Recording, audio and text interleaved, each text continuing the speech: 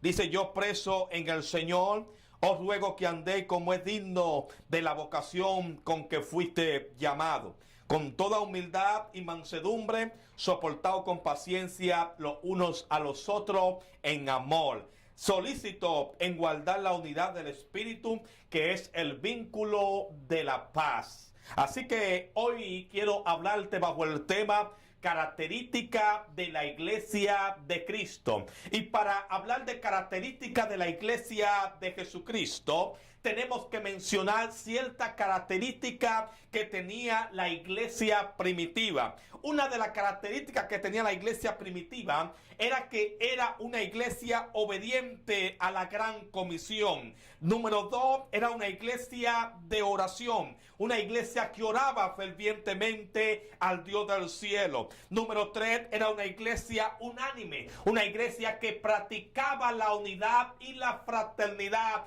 entre ellos. Número 4, era una iglesia que perseveraba, era una iglesia perseverante, era una iglesia que esperaba en Dios, por lo cual ellos creían y habían orado. Número 5, era una iglesia que se sacrificaba, una iglesia de sacrificio, una iglesia que daba una milla extra a lo que Dios le había dado o a lo que Dios le había desempeñado para que hagan. Era una iglesia de sacrificio. Número 6, era una iglesia temerosa de Dios, una iglesia con temor. Por eso dice la palabra que el principio de la sabiduría es el temor a Jehová. En pocas palabras, toda iglesia que tiene temor por el Dios del cielo es una iglesia de sabiduría. Número 7, era una iglesia valiente, era una iglesia de valentía. Y eso me quiero enfocar en este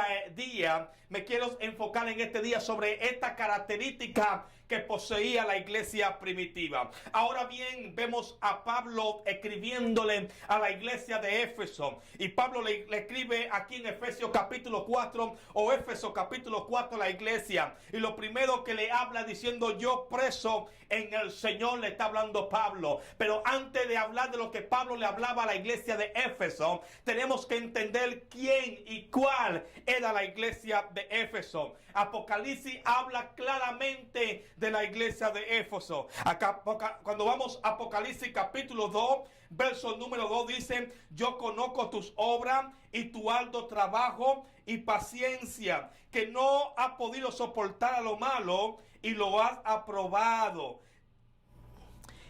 Y a los que dicen ser apóstoles y no lo son, y lo ha hallado mentiroso, y ha sufrido y ha tenido paciencia y ha trabajado arduamente por amor a mi nombre y no has desmayado. Pero tengo contra ti que ha dejado tu primer amor. Tengo contra ti que ha dejado tu primer amor. Así que cuando Apocalipsis habla de la iglesia de Éfeso, habla de cierta característica que poseía la iglesia de Éfeso. La iglesia de Éfeso poseía características buenas, características que delante de los hombres eran intachables, pero Dios les reprochaba que habían dejado su primer amor. La iglesia de Éfeso era una iglesia de obra. La iglesia de Éfeso era una iglesia de paciencia. La iglesia de Éfeso era una iglesia que no soportaba lo malo. La iglesia de Éfeso era una iglesia que desenmascaraba lo que decían son apóstoles y no lo eran. La iglesia de Éfeso era una iglesia sufrida. La iglesia de Éfeso era una iglesia que trabajaba incansablemente. La iglesia de Éfeso era una iglesia que no desmayaba, pero tenía un problema, y era que iba o que había dejado su primer amor. Ahora bien, después que conocemos lo que dice Apocalipsis sobre la iglesia de Éfeso, yo quiero encerrarme en esta hora. Le traje todo este argumento para ir al centro del mensaje en este día, y lo encontramos con un hombre llamado Pablo. Dice que Pablo era aquel mismo hombre que había sido transformado, que muchos años antes le llamaban Saulo, un perseguidor de la iglesia cristiana. Pero nos encontramos en esta historia donde Pablo le escribe a la iglesia de Éfeso. Y lo primero que le dice: yo preso en el Señor, porque Pablo todo el tiempo reconocía que él estaba preso en el Señor, que era mejor estar preso para Cristo que la libertad que el mundo te puede ofrecer. Y él empieza el capítulo 4 de Éfeso, donde le escribe: yo preso en el Señor, os ruego que andéis como digno con la vocación con que fuiste llamado. Algo tiene que caracterizar la iglesia de hoy en día, es que la iglesia tiene que caminar, tiene que hablar, tiene que andar como es digna, con la vocación que ha sido llamada. La iglesia en la ciudad, la iglesia en la comunidad, la iglesia en el estado que vive, tiene que andar conforme a los mandamientos y la escritura de nuestro Señor y Salvador Jesucristo. Así que Pablo está diciendo: ustedes tienen que andar dignos con la vocación con que fuiste llamado. ¿Por qué Pablo le escribe a la iglesia de Éfeso que tiene que andar digno con la vocación con la cual ellos fueron llamados? Porque quizás habían personas que no estaban andando conforme a la palabra de nuestro Señor y Salvador Jesucristo. Quizás habían personas que no estaban andando conforme a la vocación ellos habían sido llamados. Y yo vengo a hacerle un llamado a la iglesia de hoy en día, que una de las características que no debe perder es que usted entienda la identidad para qué fue llamado en esta tierra. O usted nunca debe perder la misión por la cual Dios te ha colocado en la ciudad, por la cual Dios te ha colocado en ese país, por la cual Dios te ha colocado en ese estado. La misión que Dios nos ha colocado en esta tierra es para que nosotros seamos obedientes a la gran comisión de ir y predicar el evangelio a toda criatura. Es tiempo de que nos metamos por la calle, por los barrios, por la aldea, hasta los fines de la tierra, predicando el evangelio de nuestro Señor y Salvador Jesucristo. No podemos vivir doble vida, no podemos vivir en dos aguas. Dice que una fuente nos puede dar agua dulce y agua salada. Por lo tanto, usted y yo como cristianos, como representantes del reino de Jesucristo,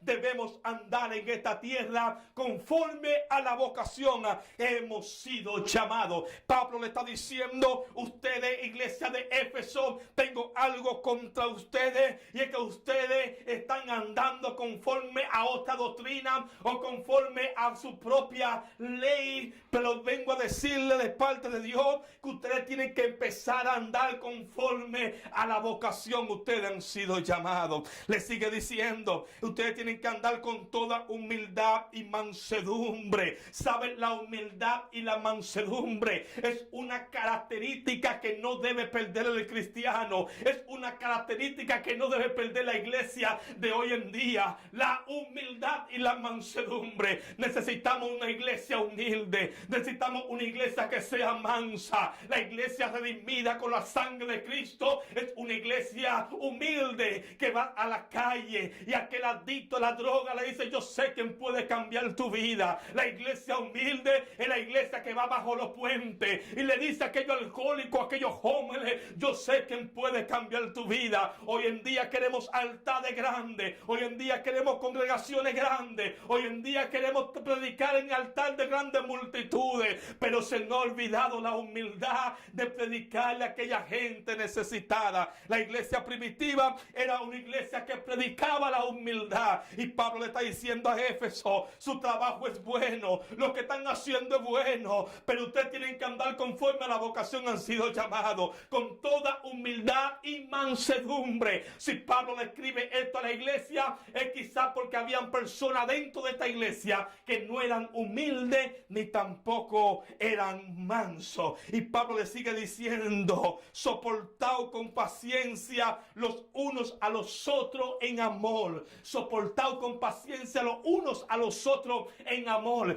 Yo entiendo que hay hermanitos que son difíciles de soportar. Yo entiendo que hay hermanos que son difíciles de soportar. Pero hermano, el amor de Jesucristo tiene que estar en la iglesia, en el creyente. Y toda iglesia que tiene amor, toda iglesia que tiene paz, toda iglesia que practica la palabra del Señor, es una iglesia de amor, es una iglesia de paciencia. ¿Cuánta paciencia debemos tener sobre esos hermanos cabezones en la iglesia? ¿Cuánta paciencia tenemos que tener esos hermanos rebeldes en la iglesia? Pero como iglesia no podemos echarlo afuera, como iglesia no podemos maldecirlo, como iglesia no podemos mandarlo al infierno. Lo que tenemos que orar, tener paciencia y soportarlo en el amor. Lo que Pablo está diciendo, miren, sopórtense unos a los otros en amor. Yo sé que hay personas que son dificultosas de compartir, personas que son difíciles de tratar, pero el amor de Jesucristo cubrirá toda la falta. Eso es lo que dice Corintios, que el amor es sufrido, que el amor no es fantasioso, que el amor no es indebido, que el amor cubre multitudes de faltas. Y Pablo le está diciendo a la iglesia de Éfeso que cada uno con ellos se soporten en el amor de Jesucristo. Y si hablamos del amor de Jesucristo, ¿cuánta falta está haciendo el amor de Cristo hoy en día en nuestras iglesias? ¿Cuánta falta está haciendo el amor de Jesucristo en los corazones de los creyentes? Pablo le está diciendo, miren, el amor de Jesucristo no es simplemente para guardarlo, es para reflejarlo hacia afuera. El amor de Jesucristo no es para entrarlo en un baúl. El amor de Jesucristo es para expresarlo a un mundo que está en caos, a un mundo que va en desorden, a un mundo rebelde, a un mundo necesitado, a un mundo que ha perdido la identidad y la paternidad de Dios. A ese mundo es que Dios nos ha llamado para que nosotros le brindemos el amor de Cristo que está dentro de nosotros. Y termina diciendo Pablo a la iglesia que seamos solícitos en guardar la unidad, que la unidad es el vínculo de la paz. Y cuando hablamos de unidad, la unidad es la facultad de no poder dividirse ni destruirse uno con otro. En pocas palabras, cuando yo practico la unidad, por mi mente no puede pasar la división. Cuando yo practico la unidad, por mi mente no puede pasar el chisme ni la contienda. Cuando yo practico la unidad es porque yo amo a mi prójimo. Cuando yo practico la unidad es porque me llevo bien con mi hermano que se sienta a mi izquierda y se sienta a mi derecha. La unidad es simplemente la facultad de no poder dividirse uno con otro, de no traer división, ni chisme, ni contienda entre nosotros. La unidad, Pablo le está diciendo, ustedes tienen que unirse. No practiquen la unidad, porque la unidad será el vínculo de la paz. Y me encanta lo que habla Eclesiastés sobre la unidad. Cuando vemos Eclesiastés capítulo 4 verso 9, dice que mejores son dos que uno, porque uno tiene paga, pero dos tienen mejor paga de su trabajo. Porque el que cayere y no se levantare, hay del uno que cayere y no se levantare, pero hay del solo que cuando cayere no habrá segundo que lo levante. Jesús ora por la unidad. Jesús ora diciendo, mas no ruego solamente por esto, sino también por lo que han de creer en mí, por la palabra de ellos, para que todos sean uno, como tú o yo, Padre, somos uno. También ellos sean uno como nosotros, para que el mundo crea que tú lo enviaste. Alguien tiene que entender que estamos viviendo unos tiempos de desafío, unos tiempos donde la iglesia necesita valores y características que tenía la iglesia primitiva en los tiempos de antes. Pablo termina diciéndole a ellos, yo preso en el Señor, os ruego que andéis como es digno con la vocación con que fuiste llamado, en toda humildad y mansedumbre, soportaos en paciencia los unos a los otros y guardar la unidad, que es el vínculo de la paz. Dios te bendiga y Dios te guarde.